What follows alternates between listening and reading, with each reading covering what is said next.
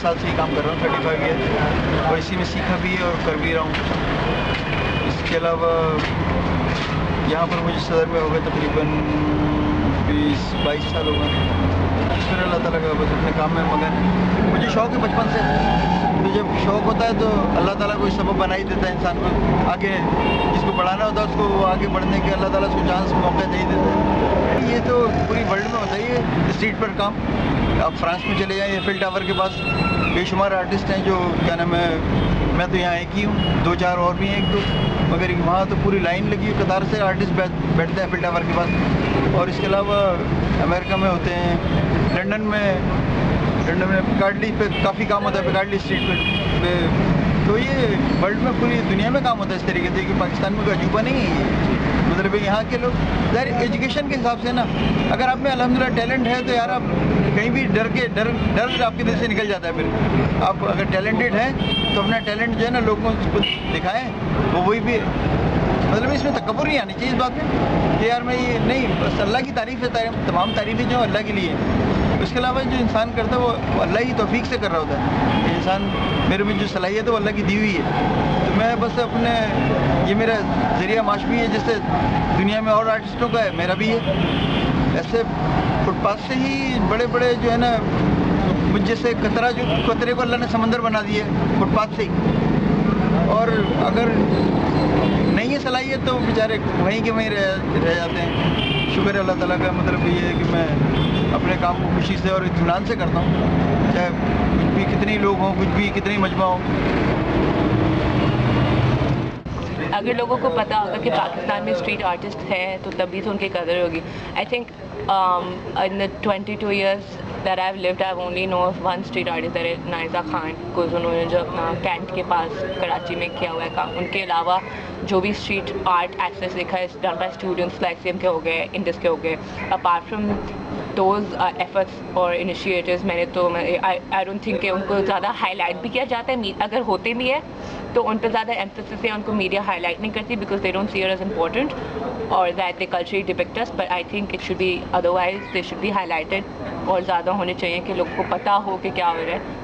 I think awareness is the main problem, वो जो gap है कि अभी तक लोगों को पता नहीं कि इतना काम हो रहा है, और अगर हो भी रहा है क्यों हो रहा है, कौन कर रहा है और किस कॉन्टेक्स्ट में कर रहा है।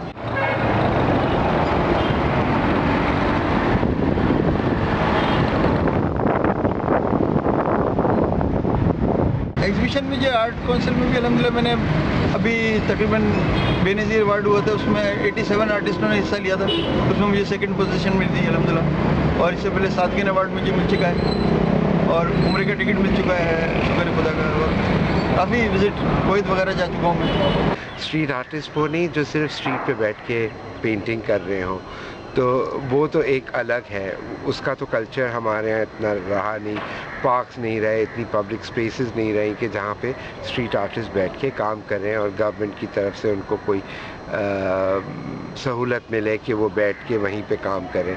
जैसे कोई छाबड़ी वाला बैठता है या कोई चने छोले बेचने वाला बैठता है, ऐसे एक स्ट्रीट आर्टिस्ट का भी कल्चर है। वेस्टर्न कंट्रीज़ में ज़्यादा है, हमारे मुल्क में तो बिल्कुल ही ख़त्म होता चला जा रहा है, चाहे वो लाहौर हो, कराची हो, इस्लामाबाद हो। स्ट्रीट आर्ट एज सच जो इमर्ज हुआ है वो तो एज अ सबवर्सिव एलिमेंट हुआ है। अगर आप सादकैन की हिस्ट्री देखते हैं तो सादकैन भी स्ट्रीट आर्टिस्ट थे अपने गांव में, अमरोहा में, अपने पार्टीशन से पहले, और उनका काम ये था, हालांकि he was trained in calligraphy by his parents, और वो उनका ख़ानदानी पेशा था कि खूबसूरत लिखाई करें। और क्योंकि वहाँ पे कल्चर था, जो शिया कल्चर था वहाँ पे बहुत स्ट्रॉन्ग था अमरोहा में, तो साल के आपके 2.5 महीने या 3 महीने आप सोग में गुजार दें तो आप उससे ज़्यादा एसोसिएट कर सकते थे। जब पाकिस्तान मूवमेंट शुरू हुई तो सादकैन लोगों की दीवारों पे जाके लाल रंग से मैसेजेस लिखते थे कि हिंदुस्तान को आज़ाद करो अंग्रेज़ों के ख़िलाफ़। और लेकिन जब वो पाकिस्तान आए तो उन्होंने देखा कि यहाँ पे तो स्ट्रीट कल्चर बिल्कुल डिफरेंट किस्म का है। यहाँ तो एडवर्टाइजिंग के तौर पे ज़्यादा यूज़ किया जाता है, या एक दूसरे को या इंफॉर्मेशन के तौर पे यूज़ किया जाता है स्ट्रीट आर्ट, कि एक तरह का इनफॉर्मल एडवर्टाइजिंग है।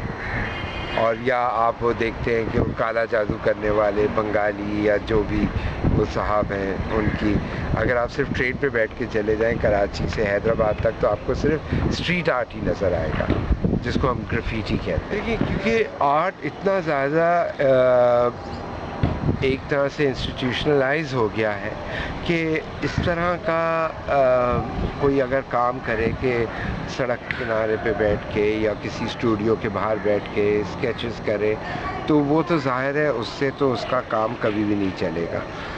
لیکن ہمارے یہاں یہ ایسا کلچر نہیں ہے کہ اگر آپ بیٹھ کے کہیں کام کریں، کہیں کچھ ڈرا کریں اور آپ وہیں پہ ڈسپلے کریں اور لوگ خریدیں ان کو، تو وہ چیز ہمارے یہاں نہیں ہے کہ کبھی ہم نے اس کو پروموٹ نہیں کیا.